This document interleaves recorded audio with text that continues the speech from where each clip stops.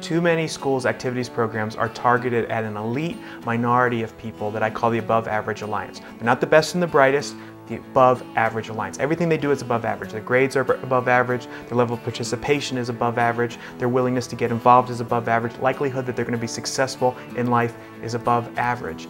And taking care of those people through activities like homecoming, student of the week recognitions, powder puff football, that's not leadership, that's maintenance.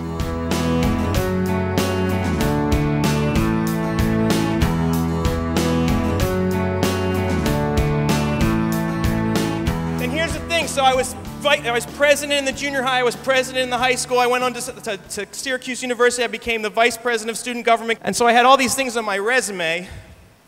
And if there's one thing I want you to get about before you leave here today, it's this.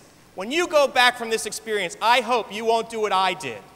And that is to get really caught up in the offices, the titles, the positions, what it feels like to stand in the spotlight and the limelight, because it's not about the office you hold, the title you possess, it's about the difference you make that counts, and I didn't get this.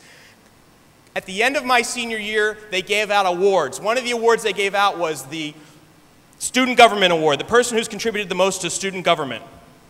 I got that award. I could just see the faculty meeting. Okay, we need to pick the best student government award. Well, who's even in the student government? Well, what's that kid who does the pep rallies? What's his name? Tryansky? Yeah, well, he's like the president, right? Yeah, well, the president is the best person, right? Okay, all in favor of Bob Tryansky, say aye, aye. The award for the person who's contributed the most to student government, Bob Tryansky, here's a plaque. I got the award for the person who's contributed the most with school spirit and pride. Bob Tryansky, here's a plaque. And my favorite award, most likely to succeed.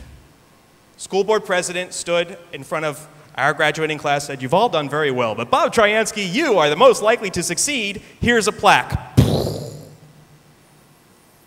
And the thing I didn't really realize on that graduation night was that it's not the office you hold, the title you possess, it's the difference you make that counts.